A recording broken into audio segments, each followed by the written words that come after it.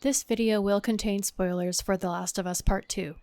One of the most common criticisms I have seen of The Last of Us Part 2 is of its structure. Alongside critiques of the pacing or runtime and complaints about having to play as a certain someone for too long, the unconventional structure remains a hurdle in some players' understanding or enjoyment of this game. Non-linear storytelling isn't new to gaming, and flashbacks are an oft-used storytelling device in many different forms of media. Perspective switches have also been done before, as has the convention of playing sections of a game as the villain or antagonist. So what is it about The Last of Us Part 2 structure that remains so mystifying? A lot of it has to do with the order in which the story is told. The most common questions I've seen to that effect are, why did Joel's death come so early on? Why didn't we learn about Abby's motivations before she killed him? Why didn't they cut back and forth between Ellie and Abby instead of making us play large swaths of the game as each of them separately? And why did we reach the climactic moment only to start all over again halfway through the game? Most of these answers can be found by understanding that the game's structure is informed by its story, and its story is informed by its genre. The Last of Us Part 2 is a tragedy. If you've seen my videos before, you've probably heard me say this. In storytelling and literature, tragedies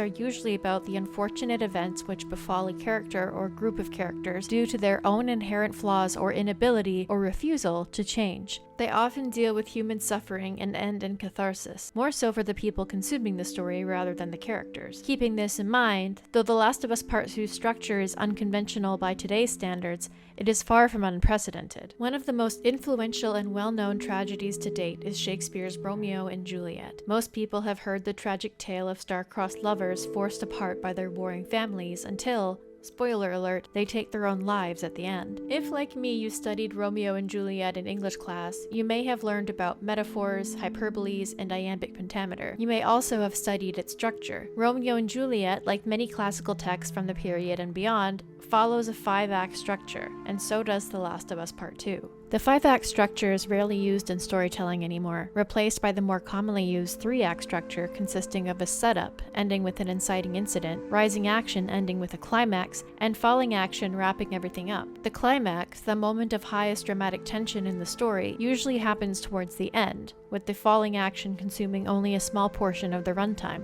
But the 5-act structure plays out differently, with the climax happening around the middle of the story in Act 3, and with 2 whole acts of falling action afterwards. Let's look at Romeo and Juliet as an example. The play opens with a prologue, in which a narrator spoils the entire story for the audience. Act 1 introduces all the characters and sets up the main conflict. The Montagues and the Capulets hate each other, Romeo is heartbroken, and Juliet has been set up in an arranged marriage. At the end of Act 1, we have the inciting incident, the event which kicks off the action of the story. Romeo and Juliet meet at a ball and fall in love. Act 2, or the rising action, gives us the famous balcony scene, and ends with Romeo and Juliet getting married. This is the midpoint, or the event which dramatically shifts the course of the story. Once these two are married, there's no going back, and nothing will ever be the same. The climax of Romeo and Juliet takes place at the start of Act 3. The lovers arc and the family feud arc intersect when a fight breaks out between Juliet's cousin Tybalt and Romeo's friend Mercutio. The former kills the latter, and then Romeo kills Tybalt. When the prince hears about this tragic event, he banishes Romeo from Verona.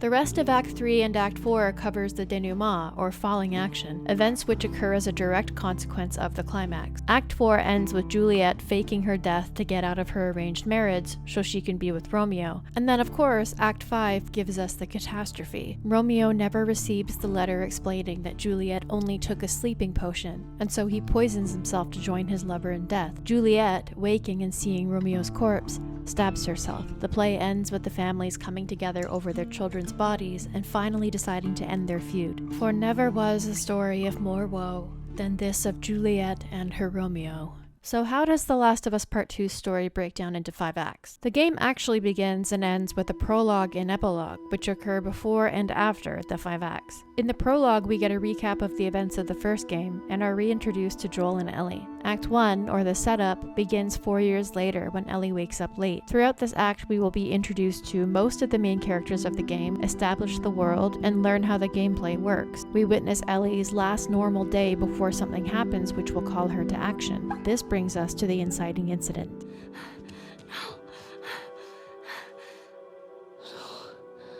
As the moment where everything is irrevocably changed, Joel's death kicks off the action of the story and sets Ellie off on her quest. The immediate aftermath of this event propels us into Act 2, gets us firmly into Ellie's shoes feeling as vengeful as she does, and leaves us with the first overarching dramatic question: will we get our revenge? Act 2 is all about rising action. The conflict is clear. Ellie, our protagonist, wants to kill Abby, our assumed antagonist. And as Ellie and Dina make their way as outsiders through Seattle, we learn about the area at the same time they do. They unwittingly step into the middle of a turf war between two ruthless factions, engage in our first human-on-human combat, are introduced to a new kind of infected, encounter a few of Abby's friends, and collect clues about who the Salt Lake crew may be. There's environmental conflict, interpersonal conflict, internal conflict. Ellie pulls away from her companions and becomes increasingly vicious and impatient as setback after setback comes between her and her goal. But despite the increasing difficulty of gameplay encounters and continually elevating stakes,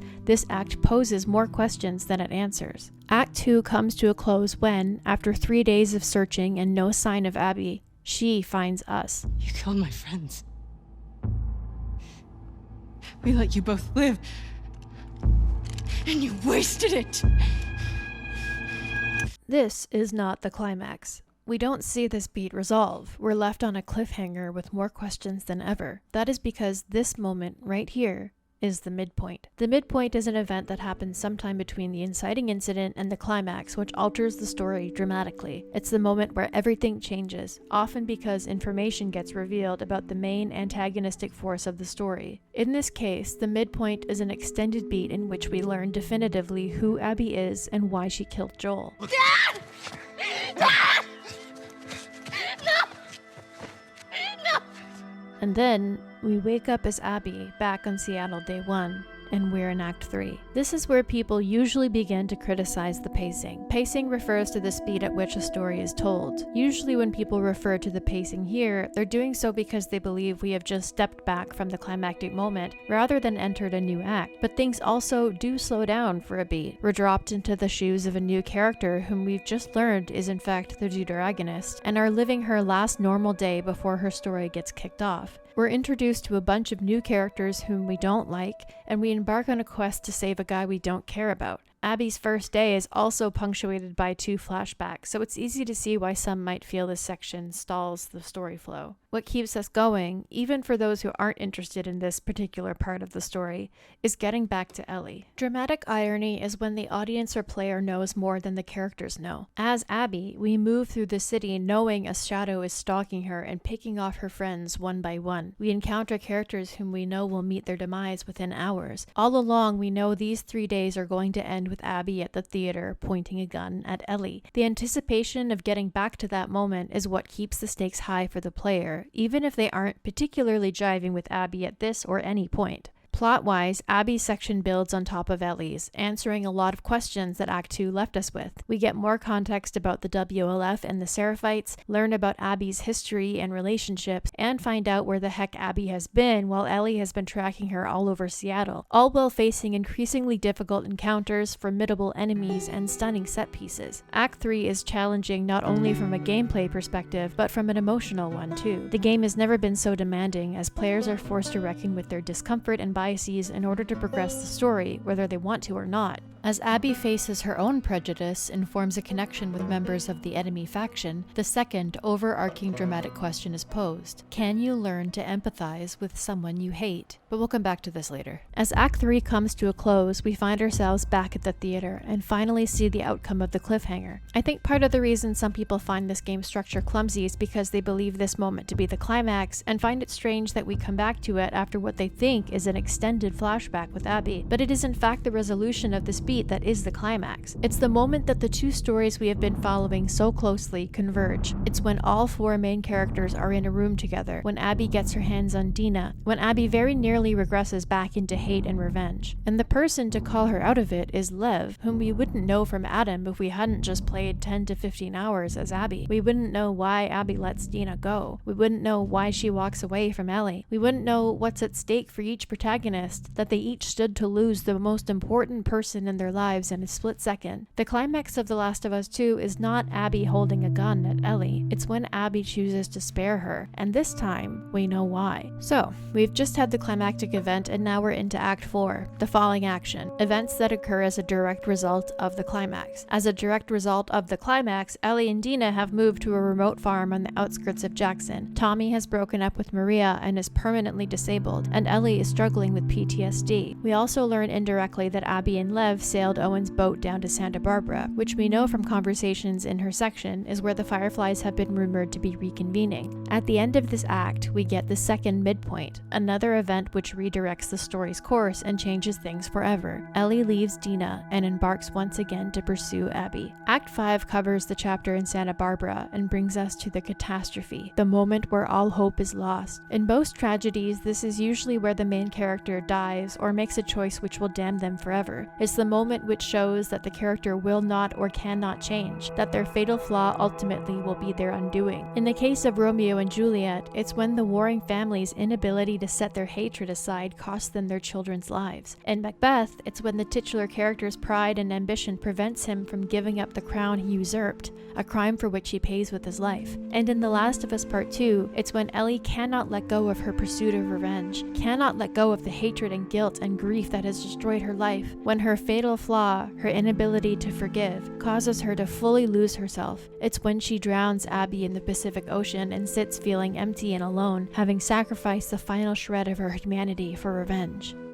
But this is where the story breaks convention from most tragedies, because Ellie doesn't kill Abby. Like Lev had done for Abby at the end of Act 3, Joel brings Ellie back from the brink of darkness. Instead of letting her fatal flaw, her inability to forgive, be her end, she rejects it. She forgives Joel, she forgives herself, and she lets the rest go. When Act 5 ends, we get an epilogue where Ellie returns to the farm and finds it abandoned. Dina has presumably returned to Jackson with the baby, and Ellie reunites with her old guitar. Now, throughout the game we have been seeing these flashbacks which round out the 4 years between games. In these scenes, we witnessed Ellie and Joel's relationship fall apart as Ellie got older, resulting in estrangement when Joel finally confessed to what he had done at the hospital. The epilogue coincides with the end of Ellie's flashback arc, when we finally see the last conversation Ellie ever had with Joel. This flashback reveals that revenge, despite serving as the plot for the game, was never the actual backbone of Ellie's story. The game ends open-ended and bittersweet, with Ellie letting go of her past life and getting back in touch with the humanity she almost lost. So,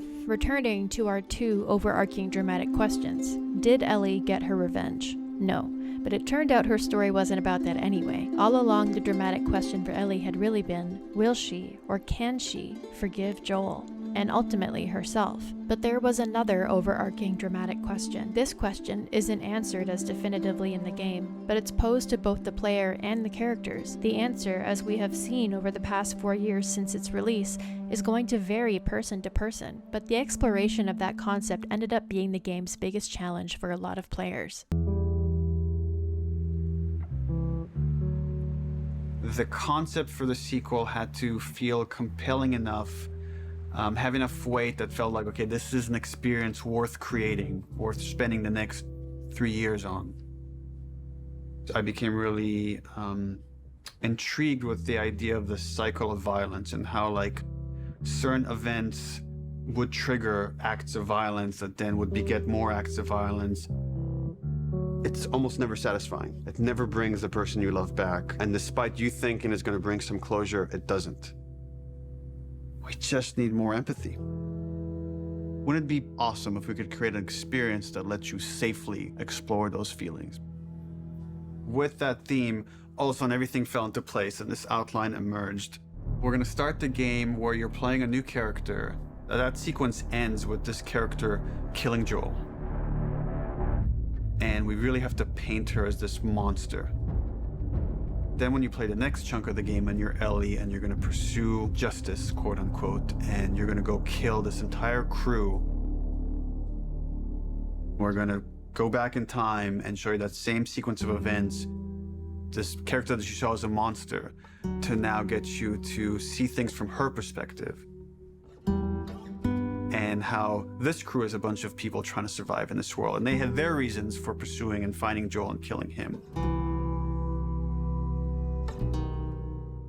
It's interesting that some people claim Naughty Dog tried too hard to make us like Abby, while others vilify them for daring even to try after having her kill off a beloved character. Some dislike her even beyond the fact that she killed Joel, and will ask why on earth Naughty Dog thought anyone could ever like her. Some criticize the placement of Joel's death. Some have pointed out that had we come to know Abby prior to her killing Joel, including her history and reasons for wanting him dead, more people would like her. And while that is probably true, all those criticisms are being made under the assumption that Naughty Dog was trying to get the players to like Abby at all. In fact, that wasn't their aim. The major dramatic question, which was the inspirational concept for the story, was about developing empathy for someone you already hate. And empathizing with someone is a different experience than liking them. Rather than trying to force players to like Abby, Naughty Dog gives us an unbiased and balanced portrait of a flawed, traumatized person. If she didn't have bad moments, if we didn't see her screw up or make questionable choices, it would be much easier to argue that the game was painting her with a golden brush to get the players on her side. Instead, we see it all, the good, the bad, and the ugly. And yet still, the game posits, can you come to empathize with this person once you see her side? Can you at least understand her perspective? Only you can answer, the game won't do it for you. While some believe that reordering the story's events would make the story better, it would actually just make it a different story. If you got to know Abby before she killed Joel, not only would that not serve the concept of developing empathy for someone you already hate, but it would feel like such a betrayal if you built up a relationship with Abby only to have her turn around and kill a character you love, which wouldn't really serve the purpose of coming to like her. Furthermore, since Joel's death is the event which kicks off the rest of the story, placing it further into the game would drag out the intro section and postpone the action. And lastly, switching back and forth between Ellie's and Abby's perspectives would not only be incredibly confusing both story and gameplay-wise,